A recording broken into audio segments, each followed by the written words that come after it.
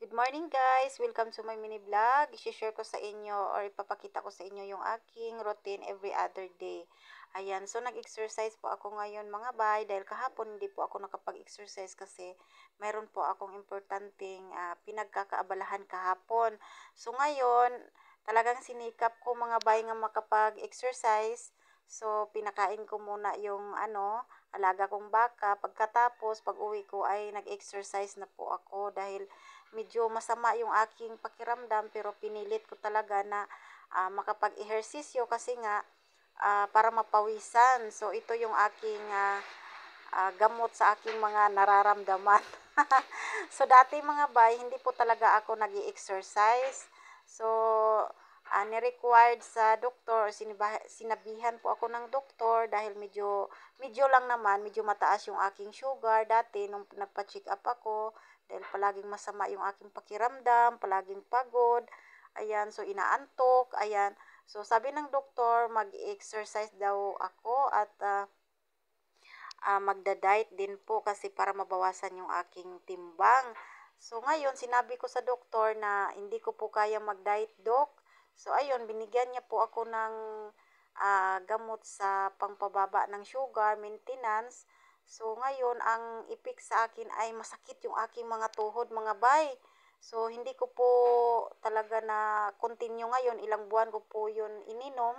Pero nung sumakit yung tuhod ko, hindi na po ako bumili uli. So ang ginawa ko, dahil nga nakikita ko yung iba sa aking wall sa Facebook na nag-exercise sila, so sinubukan ko kung makaya ko.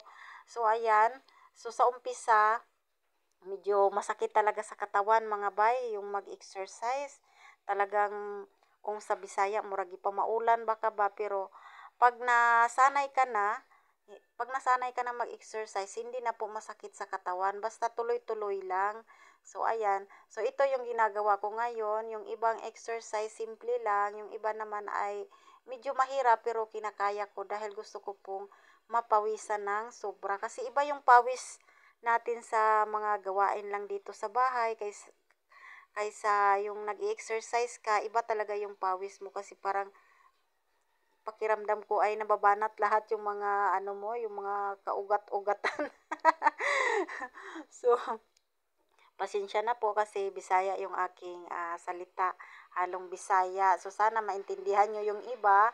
So, ayan, ah, nawala na tayo sa passing, no? So, ayan nga, nag exercise ako.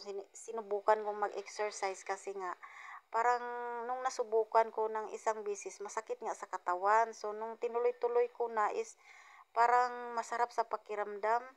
At saka na yung mga nararamdaman ko dati, parang nawala or nawala talaga.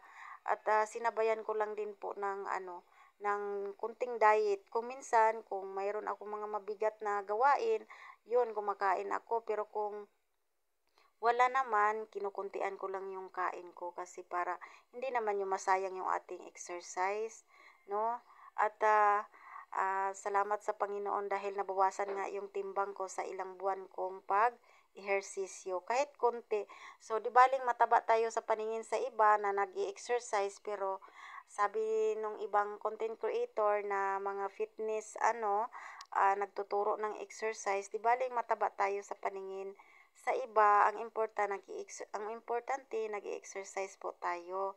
So ayan. So di baling mataba tayo, at least healthy tayo. So, yun lang siguro yung aking ma-share sa inyo mga bay, no? So, ito yung aking favorite na ginagawang exercise kasi talagang pangpaliit daw po ito ng braso at hindi lang po liliit yung braso mo, liliit din po yung iyong tiyan, ayan. So, talagang pawis sa pawis ako yan pag ginagawa ko. So, ayan. Ayan, favorite ko yan gawin. So, kaya kayo, no, mag-exercise na po kayo, mataba man o mapayat. Ang importante, mapapawisan po tayo araw-araw. Ayan. So, yun lang siguro yung aking ma-share. Salamat sa inyong suporta. Salamat sa inyong panonood. Thank you for watching. God bless.